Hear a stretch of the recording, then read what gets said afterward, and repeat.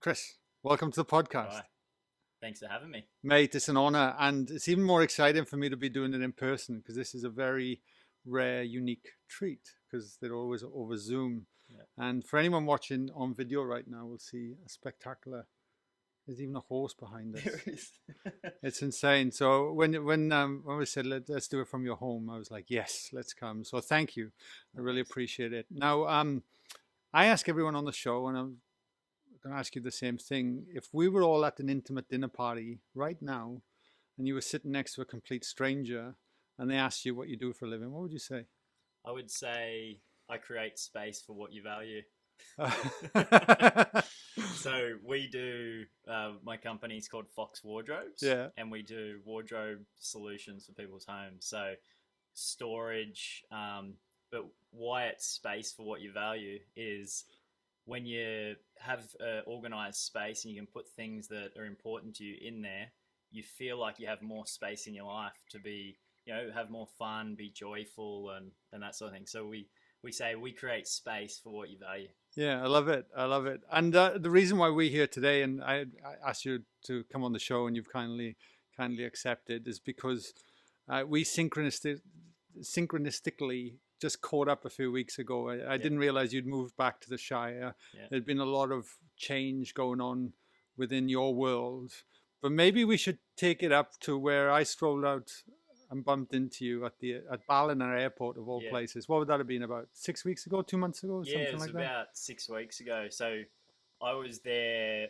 organizing a retreat with a group that I'm in, like an entrepreneurs group called and we call it the Inner Circle. Yeah. And I was picking up Pauline, you and a friend and sort of a coach from the airport, Ballina Airport. It would have been just a random Tuesday.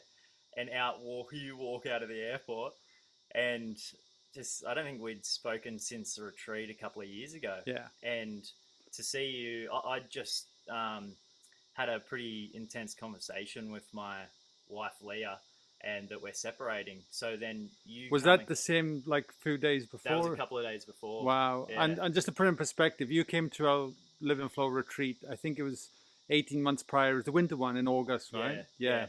And I came with Leah. Yeah.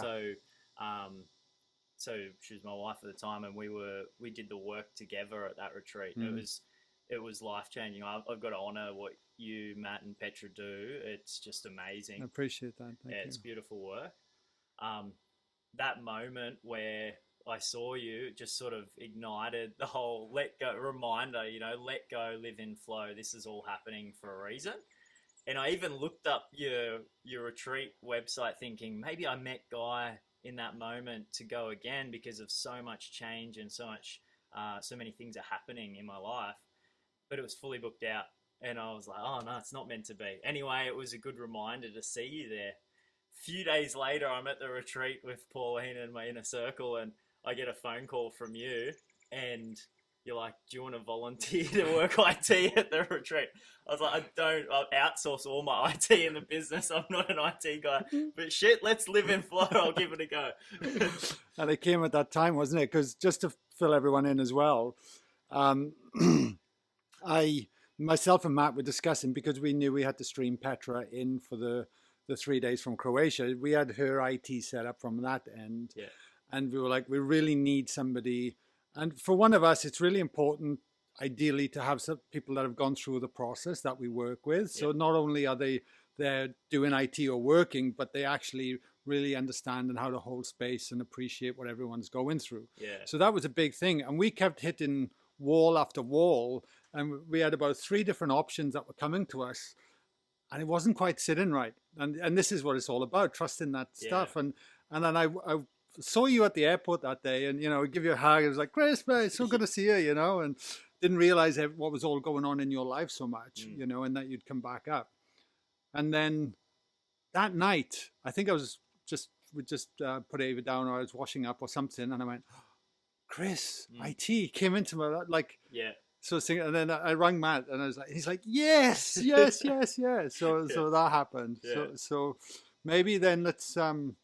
What happened next? You came to obviously support us. What was beautiful, you guys, through that process of being able to be an IT, the IT guy for the retreat, Which you did phenomenally. We Thank you. We didn't have like Yeah. with Stream Petra in. It was like she was in the room. It was insane. I liked how right at the start of the retreat you said to me, "No pressure, but it's all on you." I was like, "Shit."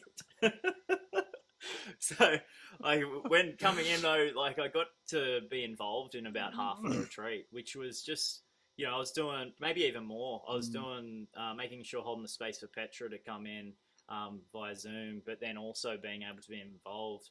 And synchronistically, I needed that. Like it was, I had a huge heart opening, especially in some of the healing work that we did in day 3, day 4, and I just, it was transforming. I really opened up. I felt so much lighter after the retreat.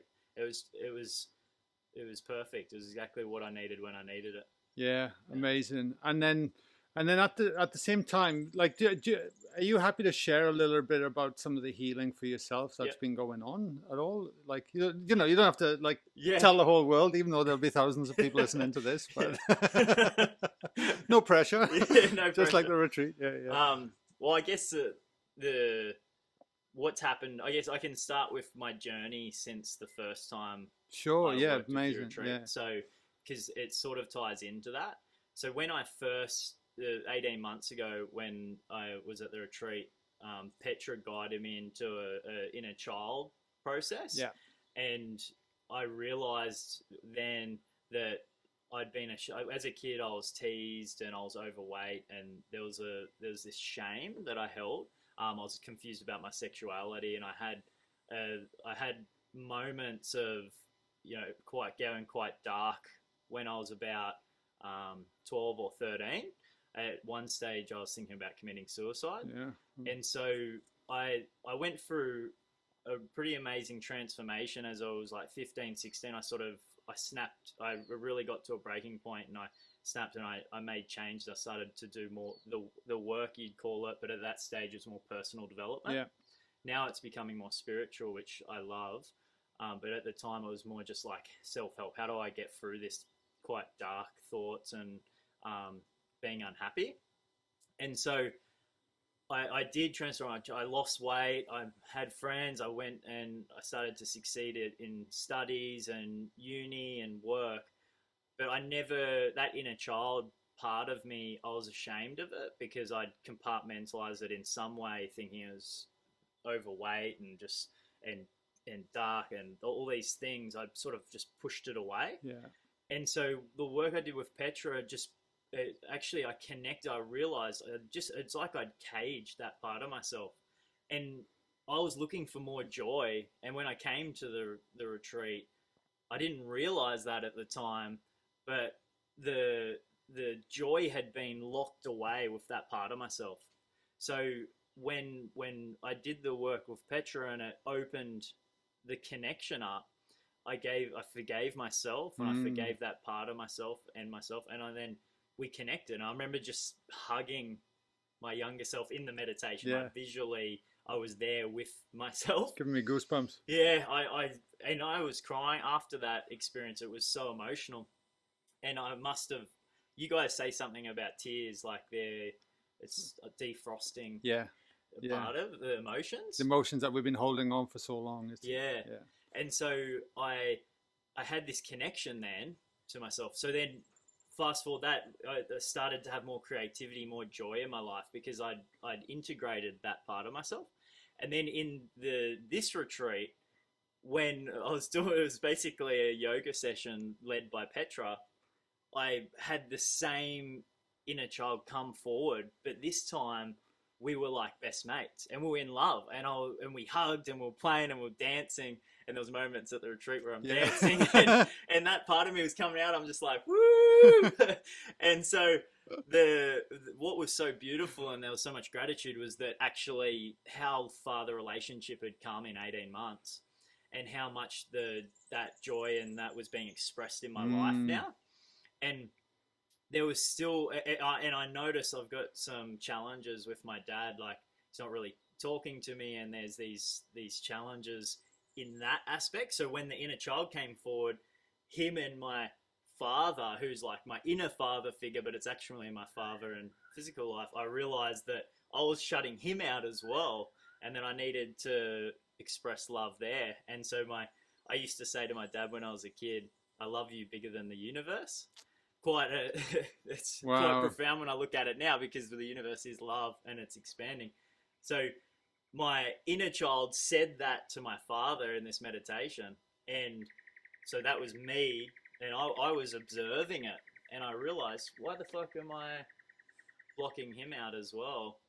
Because him blocking me is just a reflection. So then there was this sort of integration, and I just burst into tears again, and who knows where that's gonna lead over the next coming months. In a moment, right? Yeah. And it's incredible. I often think about how much we, even as a society and people, are holding on to the traumas and not healing those aspects of ourselves, and we grow up and we disassociate and disconnect from part of ourselves, and we remain in our heads and we try to solve problems from our head and the thinking mind, and we're not nurturing the connection that's already there, and it just needs to be brought back and allowed space and an environment to heal, right? And, totally. And go back. That being like a business owner, and we've got a team of 35. There's people, things happening all the time, and I'm often in my logical mind. I'm up there, and what the work that we've done with you, I've done with you, and that I'm doing is really getting out of the head and coming into my heart. And so I've found in the last 18 months, I've been able to move here. So I just start with one example that you used at the retreat around the foreman. So there's a, it's a fractal. My reality is a fractal of what I'm experiencing. And so what I realized was from the work that we did, when I got out of my head and into my heart, my personal love for myself improved, but then the culture in my business improved. And so it was like a fractal. So it was like, as I became more whole and happier, then the business became happier and more creative and more fun. And so what I realized was, shit, if I just work on myself, everything else starts to reflect that change. And so when I used to be focused all totally on business books, how do I make the best business and efficient and all those systems and stuff, I still learn that stuff now. I still listen to great minds on it. But really where I'm finding a really big impact is when I do the work on myself. And so I'm coming out of my head through morning practice, cold, like we did an ice bath the other week. And so like at my place here. And so going into that and like getting out of my head and into my body then has allowed me to show up and be present and in the moment and feel the joy and feel the love and connection, rather than being in my head and then trying to logically think about it. Almost feels like I'm cut off. I'm not, when I'm in my head, I'm cut off from my body and from the feeling. So that's been powerful for me. It's huge, right? Yeah. And it's interesting because a lot of people will ask me, and I find myself conversation, well, what about my kids? I can't control my kids, and there's a fear around that. And it's the one thing I always say is be the example to set, like do the work yourself. You can't put this stuff on anyone else but yourself, and then that ripple effect starts to resonate out, and you can create real change within your community, within your family, within your people. Like anyone listening to this right now, if you're an influencer, if you're a CEO, if you have a business, and I think this is the best about self-development work you can ever do. And those shifts all happen on an unconscious and energetic level. The subtle energy systems that are beyond the five senses that we're so conditioned to. And it's amazing the synchronicities. It's amazing the things that start to happen. And can you tell us the story about this place that we're standing in? This beautiful place. If you are listening on audio, come over to my YouTube channel and just check it out quickly. But anyway. Well, so it gets a little woo-woo because I'm That's all right, mate. So since 18 months, like it started to really notice the synchronicities. So I'm separating. So I synchronistically got a beautiful place with Leah in my Oakham. However, through the separation, we've said, Leah, you can stay there, and it's a beautiful home. She can stay there until she's, you know, ready. And because we moved from Sydney to Byron about 8 months ago. Yeah. I grew up in the area, but it was like coming home. I lived in Sydney 15 years plus. So, so I was like, where am I gonna? I need to find a new place. And let's put it in perspective, right? Since lockdown and the cities have been locking down, it's like every other person wants to come and live in Byron right now. Yeah. Right? Yeah. And what is everyone saying? Everyone's saying to me that you're not going to find a place. It's so hard to find a place right now. Everyone's trying to lock something in so they can get out of the city. And so I said, so Leah said, how are you going to find a place? I said, oh, look, let go of the fear. Like, there's no fear. I'll find a place. Like, I know that if I just let go, live in flow. But if I just let go, like it sounds like an advertisement, but it's legit how I'm living. So you would definitely live in this way. If I get rid of the fear, then there will be no block. Like, it'll just happen. So literally in that moment, we pull open domain, and the first home that was there had been listed 3 hours before, and I was like, oh, 3, the number 3, that's like the Holy Trinity. And I'm like, I'm going to check this out. So I open it up, and it's this place. It's like a resort, basically. It's so beautiful. It's insane.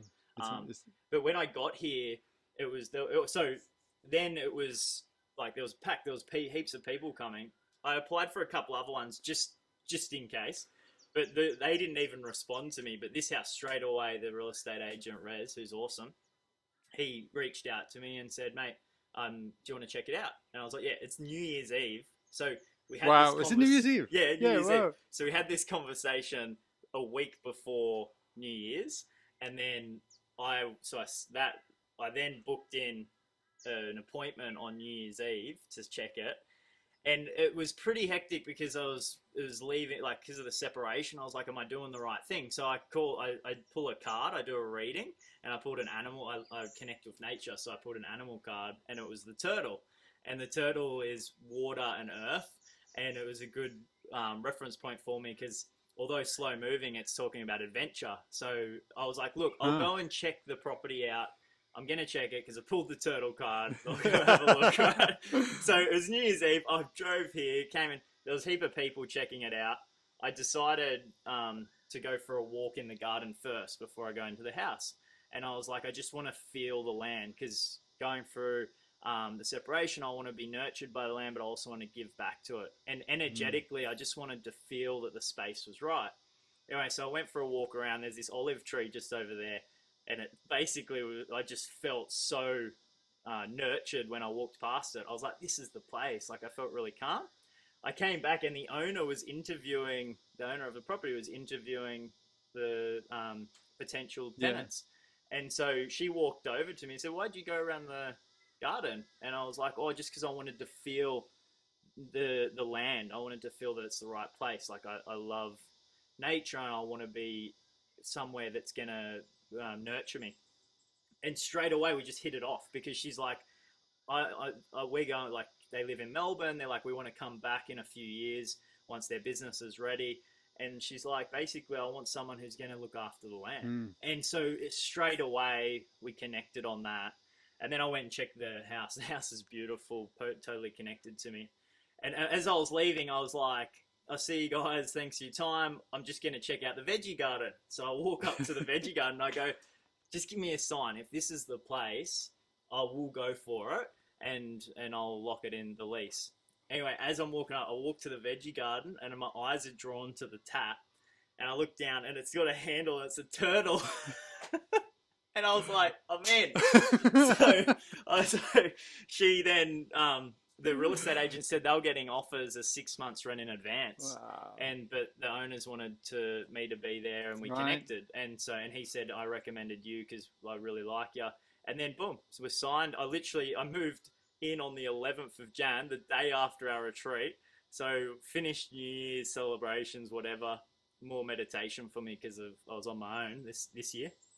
And yeah, just basically went straight into the retreat working with you guys, which was just so nurturing and healing for me. And then Monday moved into this beautiful new space. It's incredible, right? And it just, I can't take the smile off my face when I hear these stories because that's the work right there. Like, it really isn't, and eliminate, which is so, it can be so foreign, and I'm sure it's foreign to many people. Like, we love the idea of doing it, but Yeah. as you embody this work more, and I say embody, Woo. IT glitch. yeah. I'm onto that. Hang on. So as we embody this work more, it becomes a knowing. Yeah. There's something way beyond any words can speak and reconnect, right? Yeah. And there's two things I want to tie in as well before we wrap it up. But one, can you just tell me, because I woke up I'm running 10 minutes late because I'm helping Linda. I get Ava out in the street. I'm trying to get her to sleep so she can catch up because she was being a baby. So I pulled that off, and I'm running 10 minutes late. And they're like, brilliant, just in time for a pot of chai and stuff like that. And I rock up, and there's this beautiful table you have on the veranda, and we sit and drink and chai. And just tell me what happened with the table, because that's another example of. So yesterday, I'm getting the furniture for the new home, and yesterday I got off Gumtree a table and chairs, so I went and picked it up. Yeah. And I'm on my own, so I'm like, how am I going to get this on the ute? It's a big table. And it's big. It's big, heavy timber table, heavy table, solid timber.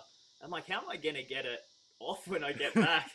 I'm like, I'm sure, look, I'll just let go. Something's going to work out, right? So I get there, and luckily the husband, who's a strong guy, he helped me. He's like, yeah, cool, I'll help you put some on the table. I was like, okay, that's easy. Like, that could happen most of the time. Yeah. Anyway, and I was like stoked, so I tied it down, got back here. And we're remote here, by the way. Super remote. Like, this is 15 acres, this property. Yeah. It's like, there's not really, you can't really see anyone. So I'm in the driveway, which is, 50-meter driveway. And I'm like, shit, how am I going to get this off? Because I need to get some food for dinner. So I've got to go to the shops. I need to get this table off. And it's looking like it's going to rain. I don't really want it to get wet. Anyway, I'm like, look, something's going to work out. So I untied the table. And then just as I'm untying it, the neighbor who drives up, like, you can't really even see him, drives up the driveway next to us. And I'm like, if it's meant to be, they'll stop at the top right near the driveway. Anyway, so I hear him driving his ute up, and I don't know them. I've never met them. Oh, you never met him before? No. Yeah. So they get to the top, and I'm like, it could be a male, could be a female. I don't know, but they're in a ute. And so they stop at the top, and they're just sitting there. And I'm like, fuck, this is a sign. I need to get off mask, run up there. So I run up to the top of the driveway, and he's on his phone. And I'm like, oh, mate. His name's Ben, by the way. Much gratitude to Ben. He's like, mate. I'm like, can you help me? He's like, what the hell? He's like, okay. And then so he comes out. It's getting dark. I'm like, it could be a bit creepy coming down into my house. Anyway, so he comes, helps me take off the table. Not only just take it off the ute, walks it to my balcony, puts it down so it's ready to go. So Guy gets here the next morning, and we're just having a chai, perfectly timed. And yeah, just like, to me, that is just so. I just had this moment of just certainty around spirit and like being supported and nurtured, because who drive at that exact moment when I needed it, there was someone there to lend a helping hand. How would have the old self have tackled that whole dynamic? The old self would be like, there's not going to be anyone, fear. And it's like, how am I going to do it on my own? I need to organize it and control it and make sure that there's someone that's going to be there. Yeah. Because what if then it rains and then it's going to get damaged? And it would have just delayed the whole process of getting the table.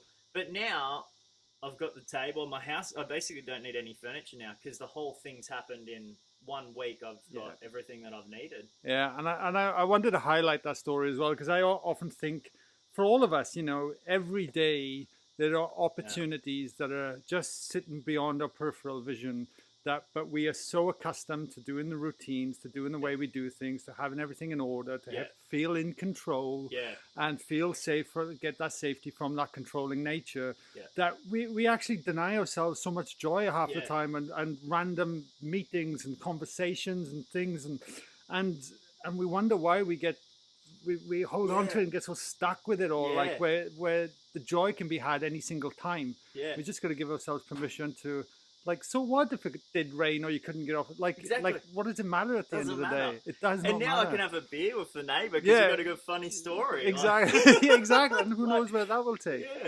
And mate, there's one other full circle story you got to share with us. And that was, I think it was his name James the healer. Okay, this is powerful. So after the retreat, how I connected with my inner child. So I've been doing the work. Like after that, it's not like you just go home and everything's shit happens. merry. When the challenge comes up, we need to face the wall of fear, go through it. So I basically came back, I'm doing the work, I'm doing my daily routines and stuff's starting to happen. Things have fallen into place. Anyway, I decided, so since then, I now run my business remotely from Byron hinterland. So awesome. Business is going better. Fractal, the culture's better. The business went from losses to profitability. Things are just falling into place.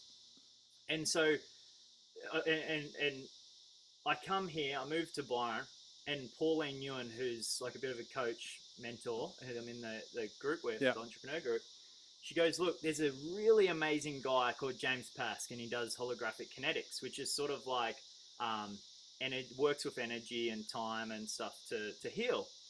Anyway, I was like, oh, you know, I'm all good. I've got heaps of stuff going on. And Byron's full of healers. It's full of healers. And I'm like, look, like, I'm cool. Just another month later, someone else says it to me. So Emma from the group, she's like, you got to try this James Pask. He's amazing. James Pask. James Pask getting a lot of shout outs. I'm going to try him myself. Yeah, mate, he is so good. And so amazing guy, really caring, benevolent, you know, no agenda, just wants to help. Anyway, so I get the second call up and I'm like, hang on a minute. Like, am I listening here? Something's going on.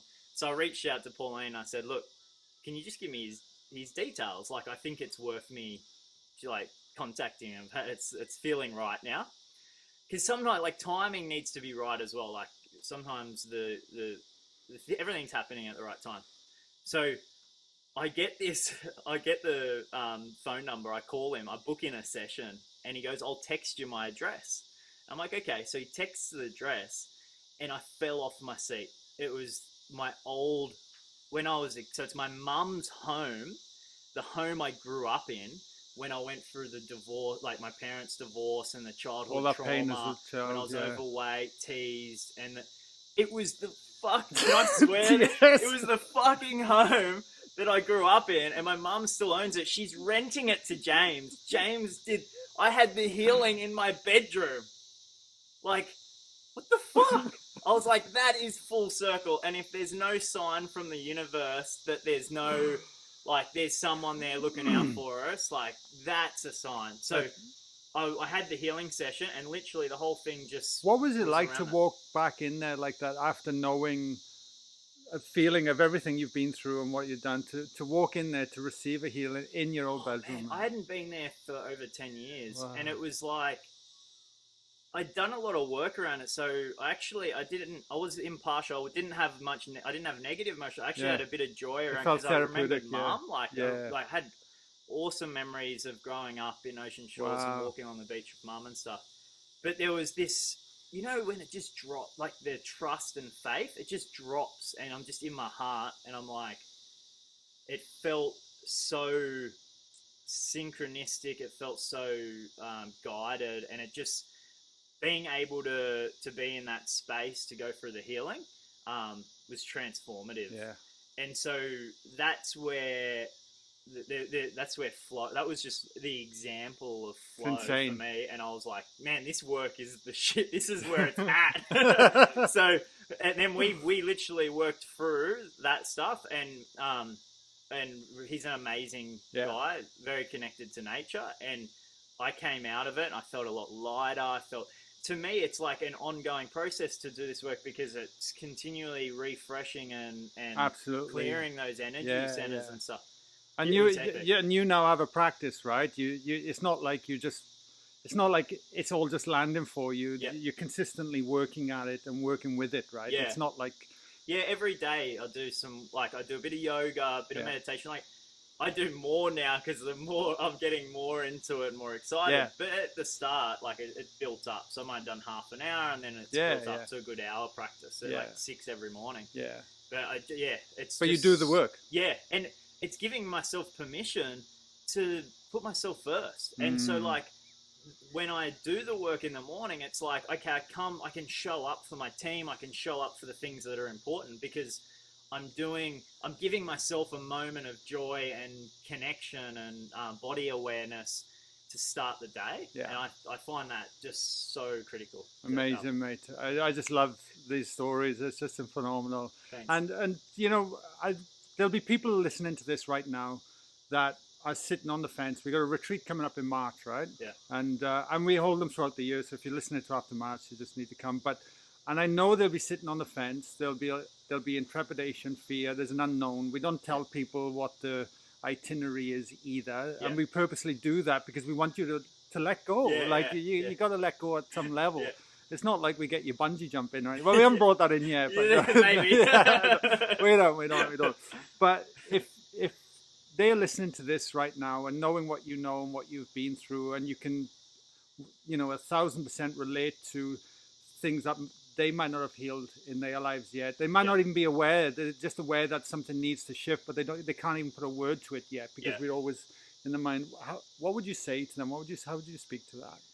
I would say that sort of listen to your heart. If you're feeling that, if you're getting the signs and it's coming up, just do it, because it's in the unknown that the amazing stuff starts to happen. When we're just doing the same routine every day, we're just gonna play it out. Like, it'll just keep happening, and it's like, there's so much I want to say to that. I just just fucking do it. I just think it's been so valuable for me. Yeah. My personal experience is that when I went to the first one, it was like I got an upgrade. I went from Chris version 20 Windows. That's right. 2010 to 2020, and now I feel like I went just even volunteering, but being part in the energy. I've upgraded again. Yeah. So I almost feel like at some level we're all information and vibration and stuff, and we can kind of get stuck in an old habit, and this is the way to just move forward through that. And I would just say, whatever you spend on yourself on personal growth, I actually think the retreat's cheap. It's too cheap. There's so much value that you're giving. But if I believe that what you spend on yourself comes back to you, and it's an investment in yourself. But there's no accident you're living in this house, in this beautiful paradise, and what you've created with your business and everything. Like, you're such a heart-centered, grounded, incredible human being. But nobody's actually seen the other side of what you've created in your life to be in this position today. Yeah. And the people that listen to that are restricted, that are always counting every single penny and always worried you get what you give. Yeah. That's true. It's true, but it's such a hard concept to overcome initially. It's almost like the let go thing also applies to money. I feel like if it's in a pool, and it's like, we've got a dam and a stream here. Like, I always use nature as an example. Yeah. So there's a dam and it's gone a bit stagnant.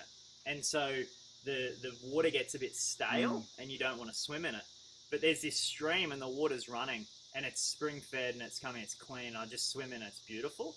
And so I look at it same with money. It's like energy. If you hoard it and you keep it there, and this is an example, not just to invest in the retreat, but in everything in life. Yeah. It's like, if we hold on to the money and then we don't want to let any go, what I've found in my life is that it gets stale. Whereas if you invest in yourself or you do things that bring you joy, there's that constant movement, and money comes in to fill the space where money left. And it's the same with anything. When I moved from Sydney to here, I created some space, and now this beautiful experience has come up. It's sort of like that letting go process. There's so many layers to that. Really, letting go of things is so important to then move to the next thing, or to have something fresh and joyful come into the experience. Absolutely. I remember many years ago, I can't remember who said they were reading, but to bless. So every time there was a money exchange, no matter how small or big, or even if it was a bill or something else, I didn't want to let go of, because how dare they charge me for that or this and that. I would just bless it. And it's extremely powerful, and it just allows you to feel into that connection, feel into that flow. That's better. Moving forward. Mate, I got one last question for you. With everything we've covered today, is there anything you would like to leave our listeners to ponder on? There's so many things. I would say the power of finding and living joy, like high vibration emotion. So for me, if I'm in a low vibration, then the same low things keep coming. But as I move into a higher vibration, so say I'm feeling joy, or I'm feeling love, or I'm feeling gratitude.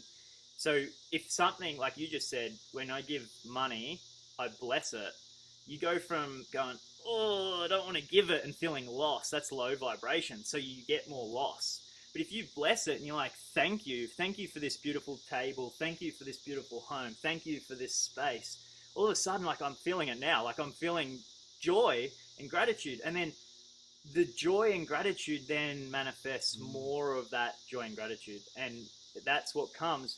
And so gratefulness, joy, feeling those emotions and having a practice that brings those to you and giving yourself permission to feel those emotions, I would say just lean into that, because you will notice the changes in your life, the things that start coming and the speed that they start coming when you're in a joyful vibration, when you're in fun, when you're having fun and playing, like childlike sense of wonder, like just being at the retreat, just dancing, having fun, and like we all get into it. It's like, and dancing isn't a part, like not necessarily. No, but it was just a spontaneous moment. Moment, and but that feeling of joy, that's what brings this stuff. And it's not so much, this home is so beautiful, but it's the feelings I get being here that make it so valuable. It's not the possession, it's the feeling. And the feeling of joy, being able to have a swim and just feeling the water, being present. That's what the work you guys are doing. Dropping into the body, feel like being able to enjoy life. Totally. That's the message I would, beautiful. Thank you. And you know, I just want to reiterate for people, because there's a reason why I sold out of my last company. It was doing pretty well. You know, I was in a good place, but it wasn't giving me that feeling, that joy anymore. And I knew that this work existed, and I knew I could help people, and I knew I had the skills to be able to show people another way and get it out there at the same time. And I just want to put that into people's perspective. So I walked away from everything that I knew to let go, to allow this to come into my life more. And it's from that place and being able to serve others and help others, show them the way, because I have no magic pill. None of us do, me, Matt, or Petra, or anyone that comes into this. But we know how to hold space, and we know how to show people what it is to help them see within themselves and give them a good bloody kickstart into this new world. And it works. It works. Mate, I love you, brother. Give me a hug. Thank you so much for coming on the show. Thank you. Thanks You're for having me. Thank you.